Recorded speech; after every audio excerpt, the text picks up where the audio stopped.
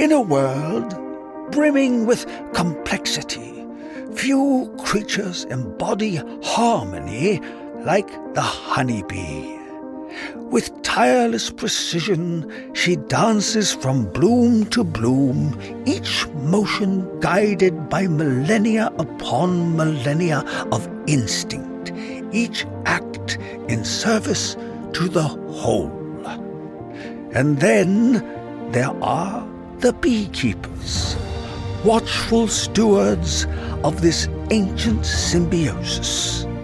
Part agri-scientist, part poet, they move along their hives with the efficiency of Moe, Larry, and Curly, tending to the bees' needs as best they can comprehend, and with the infrequency of a waterfall in the Sahara, sometimes running off, flapping and flailing like a penguin on a hot sidewalk. This is their journey.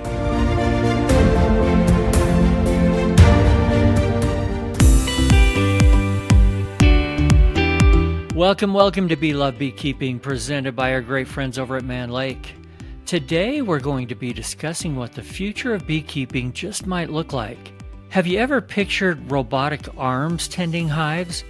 Optical recognition sensors inspecting individual frames, cells, and brood? How about generative AI and other high-tech tools evaluating the health of your bees and offering advice for the beekeeper? Clear back in 1851, Lorenzo Langstroth revolutionized beekeeping by introducing the concept of movable frames and bee space. This made it easier and more efficient to inspect hives, control swarming, and harvest honey.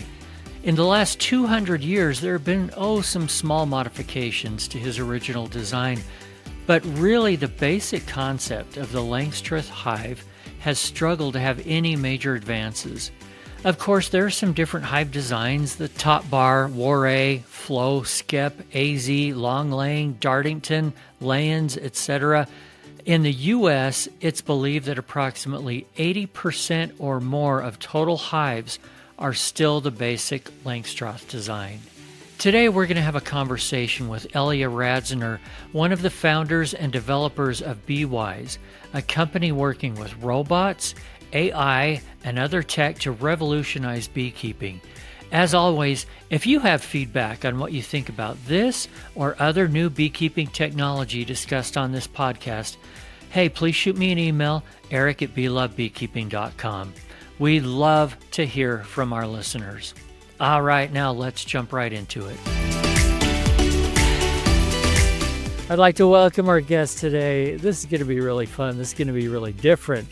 We have Eliyah Radzyner with us. Eliyah, how are you? Good. How are you, Eric? I'm happy to be here. Oh, I'm great. I'm glad we can finally do this. We talked quite a while ago, and we've come full circle now, and we can have this whole discussion that everybody can listen to. But was I close on the pronunciation of your name? Spot on. Yes. All right. I get some kind of a reward for that, right? In my books, you do. The Host of the Day Award. How's that? He can actually pronounce a guest name.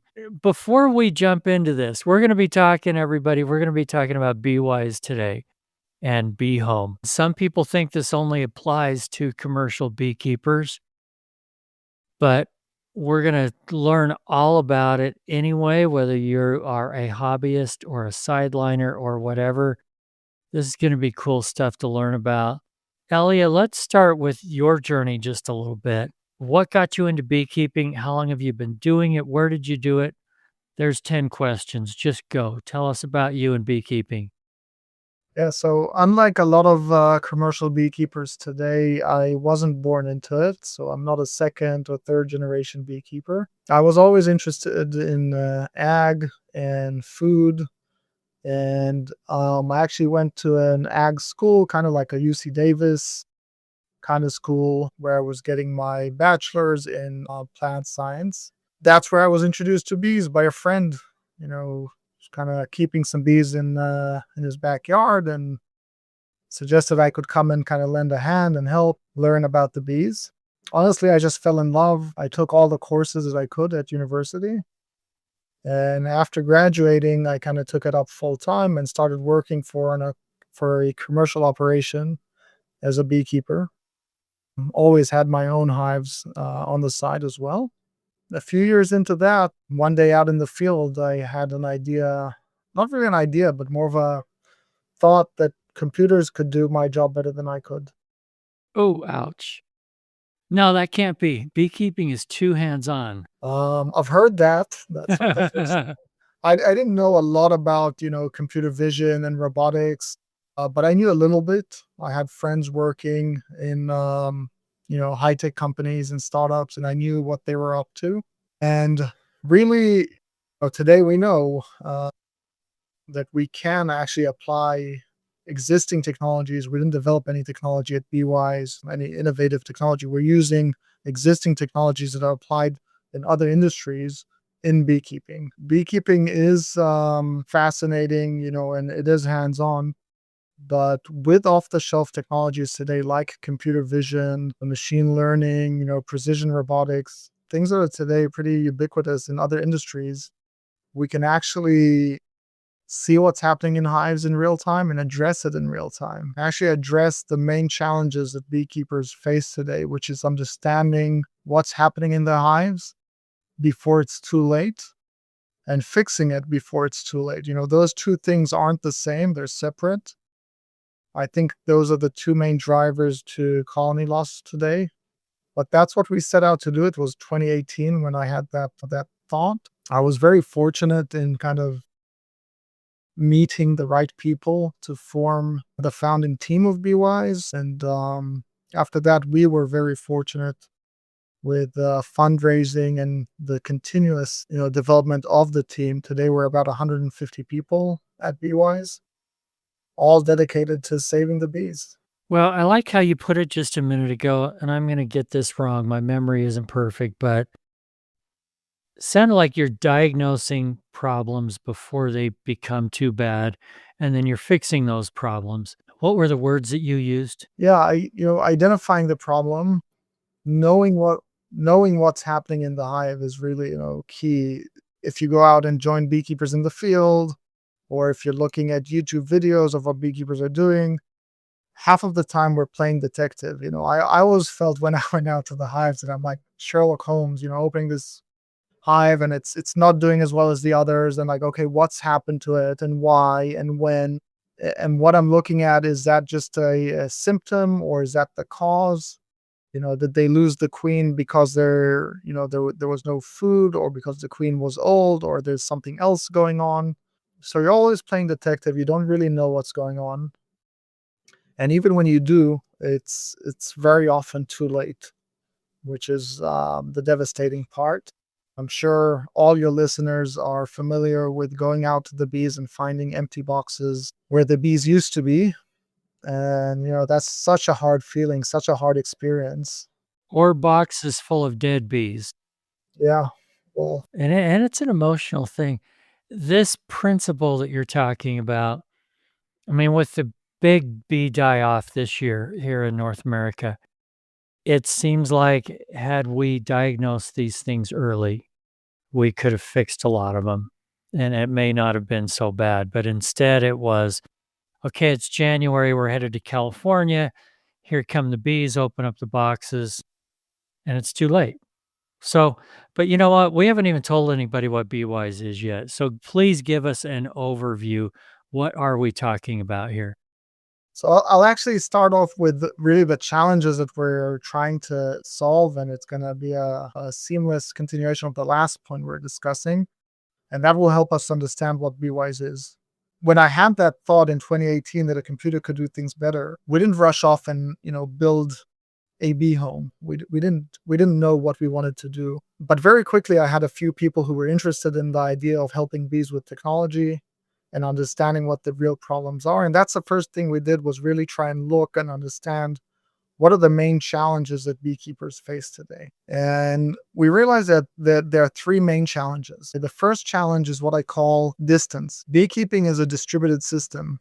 So unless you have only 2 hives in your backyard, as soon as you have more than 2 hives in your backyard, you're talking about a distributed system where you have small groups of hives far away from each other. You might be a commercial beekeeper where you're running bees, thousands of hives all across the state. You might be a sideliner or a hobbyist with fewer hives, but they're always spread out. You never have a tremendous number of hives in one place. And this is different than any other type of agriculture, right? You mentioned almonds before. An almond grower, they have a ranch, 1,000 acres, all the trees are in one place. So this is distance. This brings us to the second challenge, which is time or timing. Because hives are in small groups far away, we don't have an on-site team like the almond ranch, with the bees all day, every day. Rather, we have a team that cycles through the yards. So, today I'm going to visit these couple of yards, tomorrow I'm going to visit another couple of yards, and the next time I'm going to get back to my hives is another couple of weeks, 2 or 3 weeks away. The third challenge is expertise.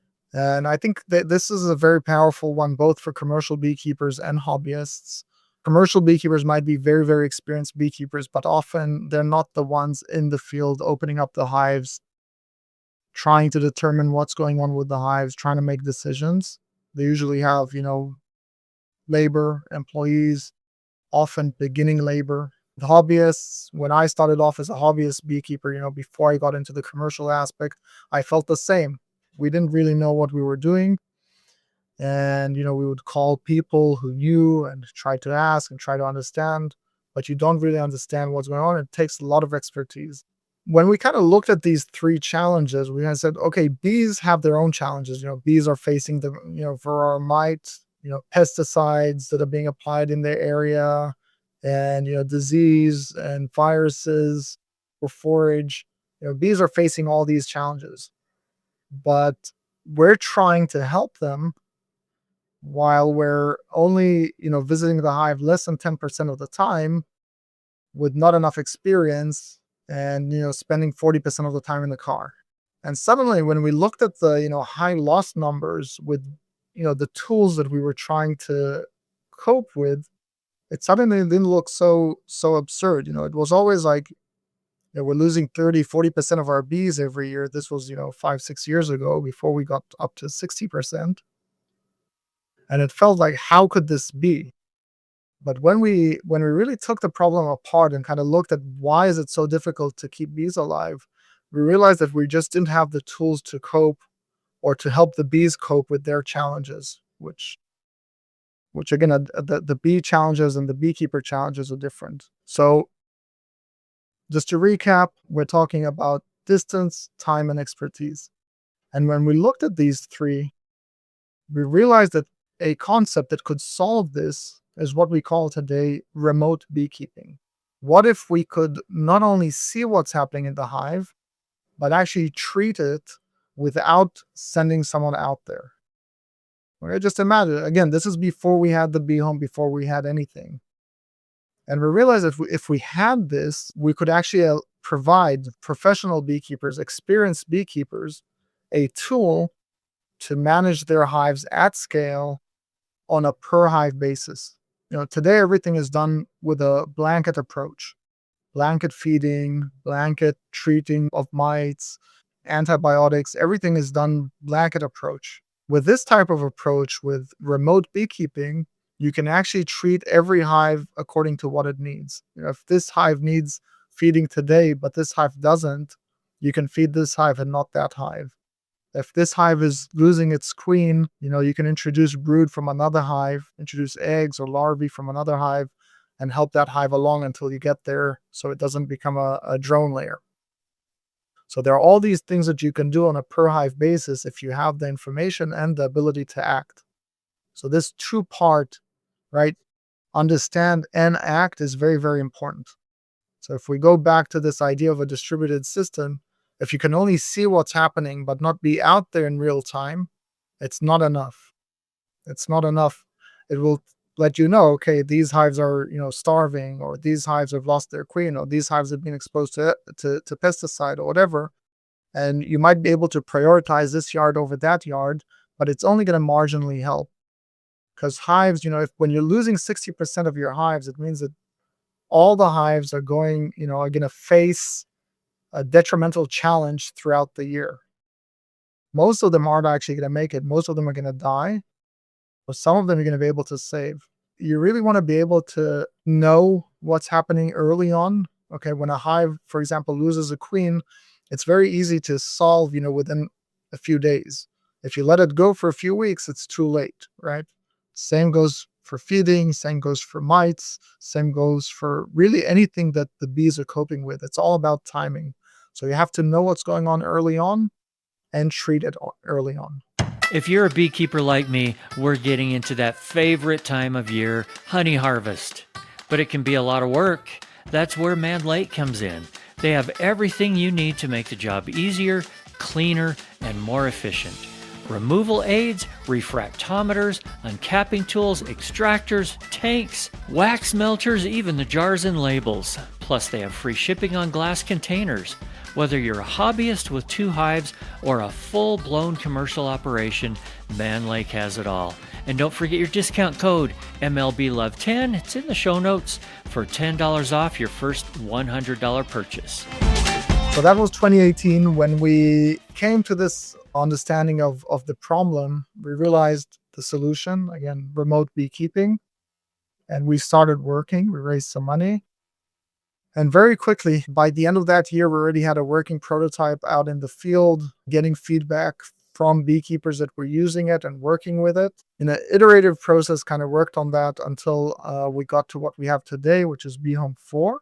We're always going to be working on new versions of the BeeHome, but the BeeHome in essence is a device that is half hive, half robot, and allows beekeepers to not only see what's happening in their hives, but actually treat them in real time. So they can actually log into their portfolio devices, log into the device, see what's happening with all the hives. Every device has up to 10 hives in it. Some have 2, 3, 4, but up to 10 hives. They can see all the frames, they can see the brood, they can see how much pollen and nectar have been coming in, or, if the hive is now eating their stores, how much is left in the hive and how much has been eaten over the last couple of weeks. Beekeepers can then make decisions on management of the hives, whether they want to balance out the yards, balance out brood between hives, treat hives for mites, feed hives, move the hives to a different location. That's obviously done manually, but all the rest, treatment, feeding, balancing, that's all done through the system. So basically they make decisions on the computer, and those are carried out by the robotic system to the benefit of the bees. Without anybody ever going there and opening up a box. Well, I wouldn't say ever. Well, But okay, wrong word. But generally, for a situation like you just described, okay, I could be sitting in Timbuktu somewhere, get on my phone online to, I assume you've got some kind of an app, and I can say, oh, okay, this BeeHome right here has 8 colonies in it. Here's what's going on with 3 of them. Here are my options. Do this, and then it will do that for you. Am I saying that right? correct. Just to give a couple of scenarios of what you can do on the app and what's left to be done in the field by people. So for example, our beekeepers are notified if there's a queenless hive. And they can actually log in. They can see all the lists with BeeHomes where there are queenless hives, can log in and see the hives and determine if those hives have enough material, enough bees, enough brood provisions it's worth reinvesting in that hive. They can then actually choose brood frames from other hives for the robot to take into those hives. So the robot can actually move frames with eggs or day-old larvae from queen right hives into the queenless hives and allow those queenless hives to grow a self-queen, right? They can also send a crew to introduce mated queens if they prefer, if they want to keep the specific genetics. If they have a team on hand nearby that can get there in time, they can also send, a mated queen. But suddenly, instead of losing 20% of your hives to queenless hives every year, suddenly you can reduce that number to 2% or 1%. Feeding, there's a syrup tank in the device when the hives are in areas where we need to supplement feed, beekeepers can turn on the feeding, and the robots will actually maintain a full feeder frame inside the hives, throughout that period or throughout that location until the beekeeper turns that off. So these are just a couple of examples. What's left to be done in the field again is, there's the syrup tank. So, we have to fill it every so often. So we have a team of people, the beekeepers send their syrup crews, but instead of filling every hive, filling the feeder in every hive, all they need to do is fill a syrup container. They don't have to be experienced beekeepers. They don't have to open up the hives. They can just fill a syrup container, and the robotic system will take care of the rest. That's really cool. So, for those that are listening to the audio version of this and they can't see the pictures, I'm going to have you in just a second explain what this box looks like. For those that are watching on YouTube, there's going to be some video, so they're seeing what you're talking about. So, if I've never seen this before, help me picture. And by the way, I'm looking at your website right now next to you, so it's very easy for me to picture. Tell me, how big is the box? What does it look like? Because I don't think you want me to describe it, because to me it looks like a couple of big air conditioner units. But tell me, how would you describe it better than that? Beautiful air conditioning units. Beautiful. Yes, they are beautiful. They have colors on them and stuff. Yeah. The unit is about 8 feet long, 4 feet high, and 4 feet deep. So that's about the footprint of it. Essentially, think of a pallet of hives. A pallet has 4 hives on it. So think about this has up to 10. So I call it a super pallet. Right. So it's like 2.5 pallets long, basically. And above where the hives are, where the bees are, there's an extra space where the robot works. So the robot is actually traveling inside the unit above the hives. Okay, and can go 8 feet long and 4 feet deep, and access every hive, pull out the frames, inspect them, move them around if it needs to. So for example, we didn't talk about mites, I'm sure we will, but we have a heat treatment unit for mites. The robot can actually take capped brood frames, shake the bees off, put these frames inside a heat chamber, and treat the mites with heat without affecting the brood, without affecting the bees, and put that frame back in the hive after it's killed all the mites off using heat treat Instead of chemicals. That's pretty cool. instead of chemicals. Going on with what the device looks like, on top we have solar panels. They are doors that allow, humans to come and interact with the hives. So they're like the Tesla X model doors that open up. What do you call those kind of wings? Gold wing doors. Yep. So they open up like that, and people can access the hives or the robot for maintenance or for whatever we need. We have different colors at the entrance of the hives to help the bees navigate back to their own hives. So today, usually hives are just painted white, but it's well known from the literature that different colors actually help bees identify their hives better and reduce drift. It also looks cool, so we kind of added that layer in. There are different colors above the different entrances. It's kind of like a rainbow across the lower part. Yep. The entrances are also controlled by the system, so the system can actually open and close the entrances. This is used both for transportation, so if we wanted to move hives, the system can close down the entrances during nighttime.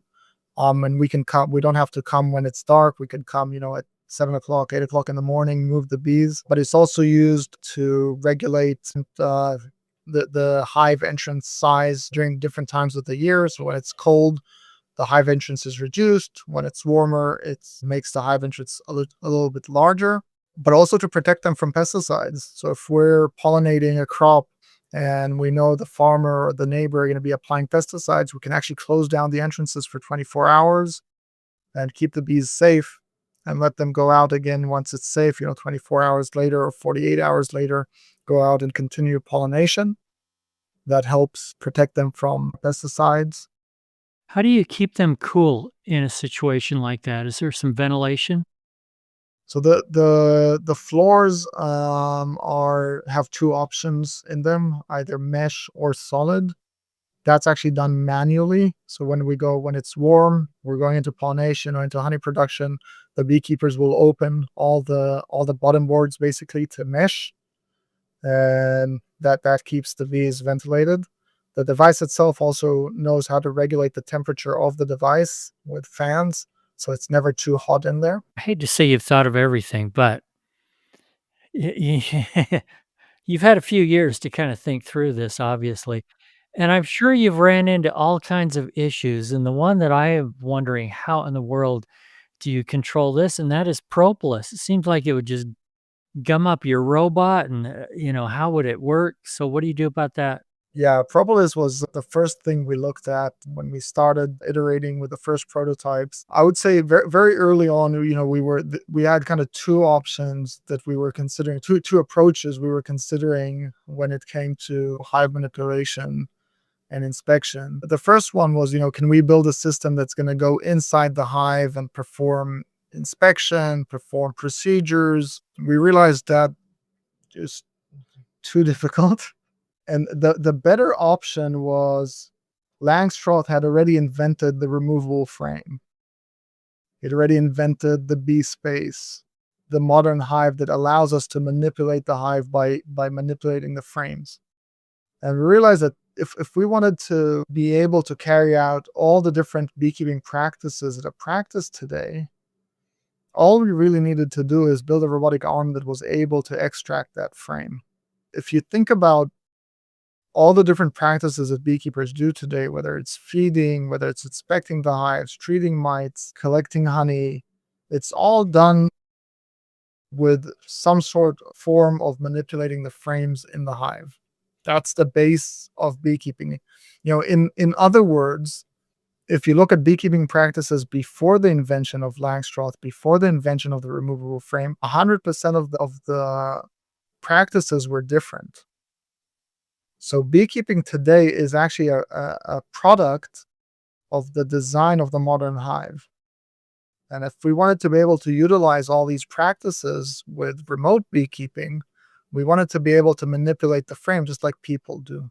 So the robotic system doesn't actually work inside the hive. All it knows how to do is open up the hive and remove a frame. So even with propolis, that's not a problem. It can remove a frame, move a frame. There were a lot of problems that we came up against, in the first couple of years of iterating on this ability. But once you solve that, that kind of opens up everything else. And a lot of IP in the company is around dealing with propolis. We have a lot of design, what's the right word? Design principles, I guess, on what we're allowed to do when interacting with the hive, when designing, if we're designing, a special cover for the hive or, an adapter for the hive, on how to get it to work with, with the bees and not against the bees and not gum up and stick with too much propolis. All right. I've got a ton of questions that I just keep writing down here. Is this using regular Langstroth frames inside? Yes, Deep frames, medium frames? only deep frames. Only deep frames. So I could take frames right out of a hive that I already have in a wooden box and put them right into BeeWise. Sorry, Yep. BeeHome, which is actually the product. Okay. Do you have a whole bunch of these in use already? You've proved this concept that it works. So we have today we have about 1,200 of them fully in use, about 12,000 hives, or 10 to 12,000 hives already in the units. How's it going? It's I don't mind asking the hard questions here. Is it working as good as you expect? Let me put it that way. it's one of those things that is both very difficult and very rewarding at the same time. Everything we're doing is for the first time. I just went out this week. We had a couple of new hires that I took down to see one of the yards here in California. I told you before about how beekeepers can log in and make decisions. Now we're working on, can we get the AI to make some of those decisions? And we went down to look at a yard where the AI is actually managing the balancing for the entire yard. So you go out there, it's a bee yard. It's a large bee yard. I know there are a couple of hundred hives out there in bee homes. And you're just listening and you can hear the robots move inside the units. So we open up some units to see how the robots, what the robots are doing. They're inspecting, they're just doing their thing. They're inspecting the hives. Everything is done very, very slowly, very, very gently. They're identifying the hives, the weaker hives that need extra brood or extra honey or pollen. They're identifying the stronger hives that can actually donate pollen and honey or brood. And they're making those decisions and moving, and we're measuring to see, the outcome. Is the AI actually able to help the bees better than beekeepers, better than humans? So obviously, to get to this point, we've already had BeeHome 4 out in the field for almost 2 years. And only now we're getting to the point where we're working on this feature. So everything is a long process to get it to the point where it's working. But when it works, when you go out there and see this, just working, yeah, you're making history, right? This is the first time that something like this has been done. I think the team and everybody we're working with, understands how important and big this is. Let's talk honey. Are the bees able to make much honey inside these hives? And the second part of the question is it hard to harvest? Yeah. So honey is one of those things that is still done manually. So again, think of those pallets that I described earlier, those super pallets, the bee homes. When it comes time for the honey flow, we actually super the hives inside there with regular supers. For that time being, for those couple of months, 6, 8 weeks, when we have honey supers on, the robot is actually disabled. The bees are doing their thing, collecting the honey, and then collecting the honey is just the same as collecting the honey from regular hives. That's all done manually. So the robot really is there to help you prepare for the season, make sure that all the hives are balanced, are treated for mites, are queen right, are ready to go, are optimized for honey production. And then during the season, it's disabled. After you take the supers off, the robot goes in there again, makes sure, to find the hives that have gone queenless during the honey season, find the hives that have gone broodless or plugged out or whatever, start balancing, start treating mites right away, and prepare the hives for overwintering. So, would you leave the hives in the bee homes over winter? Yeah, once they go in there, there's no reason to take them out. Yeah, You might as well. Seems like it makes a lot of sense during pollination. I mean, these you can lift with a regular forklift, right? correct. Put them on a truck, just like you're doing with pallets of hive boxes. Okay. So tell me about some of the other research that's being done. How is this helping with research, for example? Yeah, so first of all, I'll explain the main data that we're acquiring on hives. So there are a lot of data points that we're getting. We're weighing the frames and we're measuring the temperature every day of every frame. But the main data points that we're using for our system, the unit actually picks out frames and takes an image of the frame, frame scan, and then the AI, the machine learning, looks at the frame and identifies every cell on every frame and categorizes it for what it is. If you know a little bit about AI, you need a lot of data points. So every one of our frame is like 6,000 data points, right? There are about 3,000 cells on each side of the frame. Each one can be, empty or full of something. It could have honey in it. It could have brood. It could be drawn out or not drawn out. It could be drone brood or regular brood. It could be a queen cell. And then altogether, the pattern also has additional data points, right? Is it spotty brood? Is there wax moth in my frame? Is there a pattern of disease? What does the queen laying pattern look like? So all this information in every frame.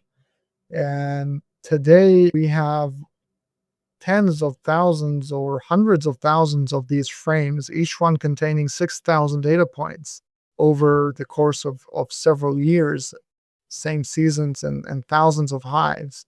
This type of data is something that has never imagined trying to create this type of data without robotics. So that's kind of the background of this. Now we're doing different researches. We're collaborating. We collaborated with UC Davis around pollination, where they had a look at bee activity in the bee homes versus regular hives during almond pollination. We did another activity with Auburn University around heat treatment, both with tropicalaps in Thailand and with varroa mites here in California. So I think if you're someone that's listening to this and you care about bees and you're concerned about what we can do as humanity to make sure that bees are still here tomorrow, this is something that can really help, can really change and help us help the bees overcome their challenges. And this is why the hobbyist should care about this also. Is this ever going to be in the kind of production and the kind of price where a sideliner might say, hey, yeah, I need 10 of these things? Or does it just make sense for the really large commercial guys?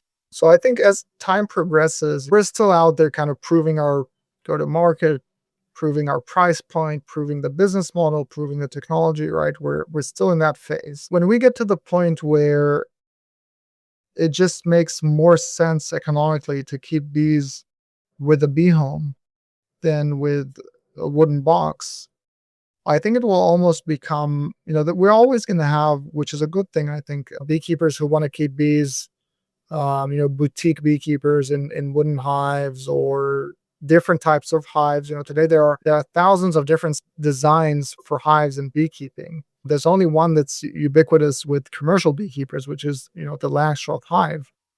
But there are hundreds of different designs that beekeepers can choose and work with, and you're always going to have that a plethora of options, which is fantastic.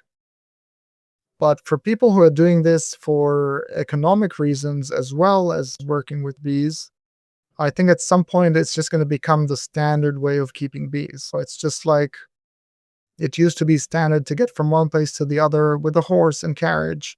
Today it's standard to do it with a car. It's just going to be the same. Today it's standard to keep bees with a smoker and a hive tool and a wooden box. And tomorrow it's going to be standard to do it with modern technology because that's how we do everything. Totally makes sense. All right, before I let you go, even a high tech person like you's got to have some kind of wild and crazy beekeeping story. Can you think of one or two? I'll tell a story of how I got introduced to bees. This must be embarrassing. I can tell the look on your face. Go ahead. You wanted something juicy. So I said that a friend had asked me to kind of help him out with his backyard hives. So the first day he called me like it was, hey, I'm gonna go and get this swarm out of a tree at the campus. Do you want to come and help me? I didn't know anything about bees at this point. I was like, okay. So we go there. I don't know, it's like 20 feet up in a tree. The campus put up a nesting box for some bird or something, was screwed to the tree, and a swarm had gone into that box. No birds, just a ton of bees. So I go up the ladder, and I've got this bee suit on that doesn't really fit me. It's short on the legs. I'm 6 feet tall. My friend is a little bit shorter, and it's his suit. First time, first time with bees, first time anything. So I go up there and I try to unhinge the box from the tree, and I realize, I try to tear it off. It kind of comes half off, but I realize that it's screwed to the tree from the inside of the box, which is full of bees. And this is not a swarm that came in yesterday and we can kind of just like take out. It's been living there for months probably. Anyway, somehow I'm able to kind of detach it from the tree just with brute force, and I'm carrying it down on my shoulder down this 20-foot ladder. Obviously got stung a ton of times, but we got it done. I covered it with a net first, to try and keep the bees inside, and kind of tried to seal all the openings. Of course, a lot of bees were flying around, so it got stung a ton of times. But we got into the car, we got it to his backyard, got it into to standard equipment, kind of cut out the comb and put it into standard frames. And he already had a couple of hives, so this was like a third one. It was huge. We had to use like 2 or 3 different boxes to transfer it into regular hives. After that, I was like, okay, what's next? And he was like, now we'll keep them alive and see if we can make some honey. And that's kind of how I got into beekeeping. I need some video of you on the ladder trying to carry that thing down with your ankles exposed. I'm just picturing the whole thing in my mind here. Sounds awesome. Yeah, thankfully there was no. We might have some photos of it, but there's no video. I'll take a photo. Anyway, hey, Eliyah, I really appreciate your time today and looking towards the future. It's fun to see what's coming ahead. And what we've been using here has been used for 200 years or whatever. It's very low tech. I have no problem with things changing and getting better. So it must be fun to be part of that whole process going on. It's a humbling experience for sure. Propolis will humble you every time. That's right. Thanks for joining us on Bee Love Beekeeping, presented by Mann Lake. If you like this content, I hope you'll share it with a friend. Follow and subscribe to this podcast, and even sign up for our newsletter at beelovebeekeeping.com. Also, just a shout out to Vita Bee Health for their support. We appreciate them. Vita's Varroa control range of products includes Apistan, Apigard, and now Viroxan, extended release oxalic acid strips. Thanks, guys. And remember, if you're not just in it for the honey or the money, you're in it for the love. See you next week.